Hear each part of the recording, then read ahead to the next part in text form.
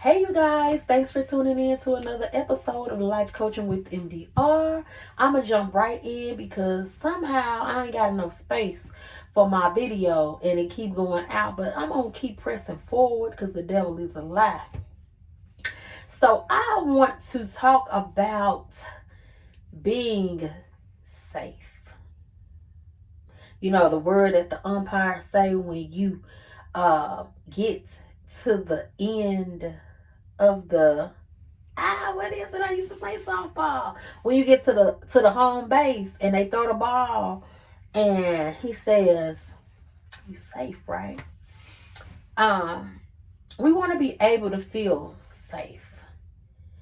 That means if I expose at the heart of who I am to you, or if somebody is exposing at the heart of who they are to someone else,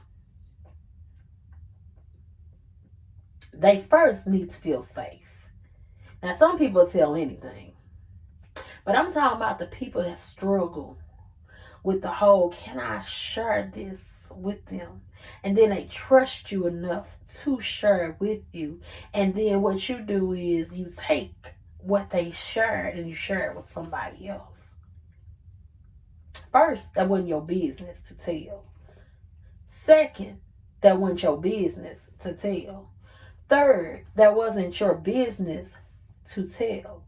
And if somebody is trusting you with the core of who they are, with their inner thoughts, the inner workings of their mind, their issues, their thorns, their problems, their situations, their dreams, their hopes, their aspirations, things they want to see coming to fruition, and you take it as a tool, a bargaining tool to go tell somebody else, hey, guess what Melissa said.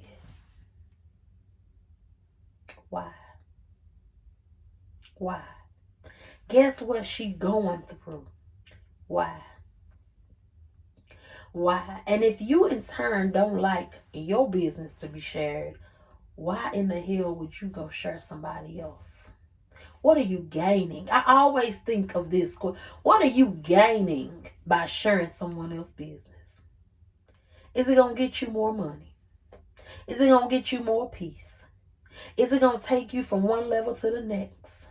And if it does take you to the next level, that may get you there, but your character is what'll keep you there. Your work ethic is what's going to keep you there. So see, sometimes we try to maneuver pieces on the chessboard to get to from A to Z when it ain't even for us to have in the first place because you got it the wrong way.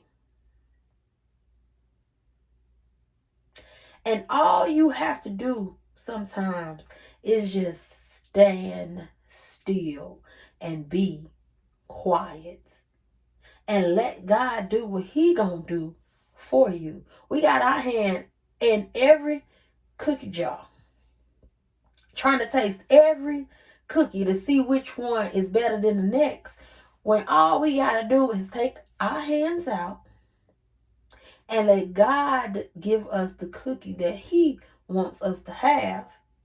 And it's going to be exceptional because he gave it to you. You ain't do it in your own merit. You ain't do it in your own power. You allow God to work in his power for you. And I don't know where none of that is coming from, but that is not even what I jumped on here for. I got on here to talk about being vulnerable.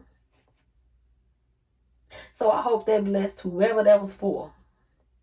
You got to quit coming down on men for being emotional and sharing their feelings. Do you know how amazing it is for a man to say what they really think, what they really need to say, and be genuine and straight up with you?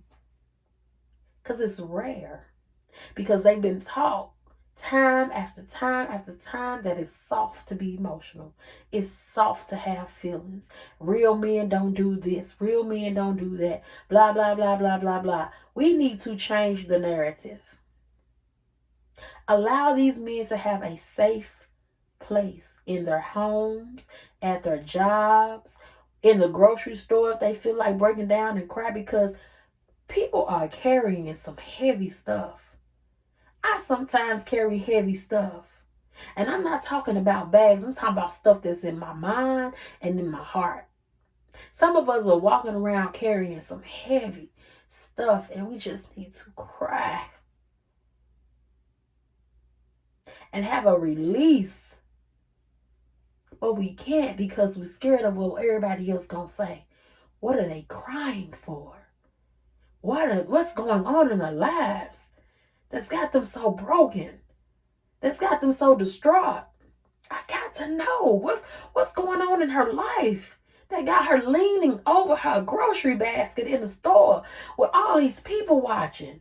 Does she not have enough decorum to go cry in her house, in a closet, in the bathroom, in her car? Does she have not enough decorum to go somewhere else with that? That's what kind of world we live in, where somebody can't even have a moment where they're broken without somebody judging why they're broken. A man can't come home and sit on the couch and boo-hoo cry without somebody saying, oh, what's wrong with him? You need to get it together, buddy. That's not what men do.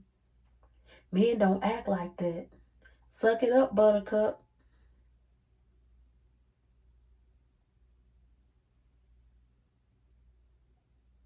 It's time for us to get real about our mental health, about how we treat people when they're going through stuff, about depression, about stress, about carrying these heavy loads and feeling like I don't have anybody to depend on to unpack this stuff with me.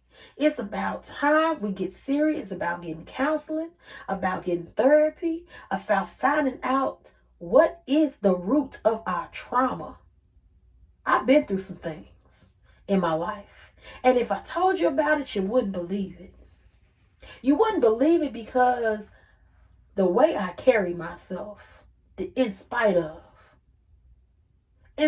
what I've been through. Because see, God designed this thing called me. And in his design, he created strength in the storm. In his design, he created perseverance in the valley.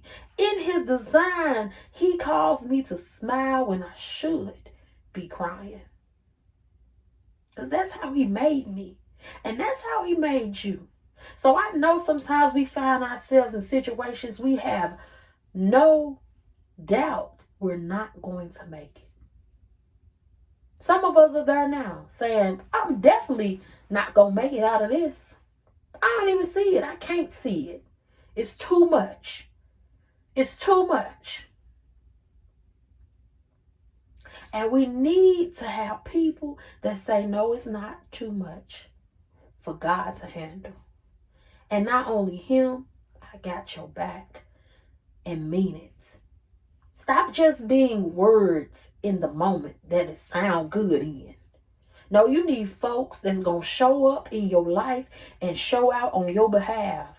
Whether it be praying, whether it be sowing a seed, whether it be giving encouragement, whether it be looking out for your best interest at all times, whether you present or not. You need people like that in your life. And we got to get serious about having the right people in our life, not just for the turn up. You need some prayer partners too. And sometimes they're both people. So I just wanted to uplift and encourage and inspire somebody out there. And I hope this message finds you at the right time and in the right place to know it's not over. And that you can be vulnerable without being stereotyped and without being weak and without feeling like you don't have an outlet. And if you don't have an outlet, you have me. I'll listen to you. I can wipe your tears. And if you can't trust me, you have God. And you can trust him in all things. And I just want you all to know that it's growing time. And growing pains are real. So get ready. But don't die here. And don't quit here. We got to keep pushing. Be blessed. Come back and bring a friend with you next time. It's growing time.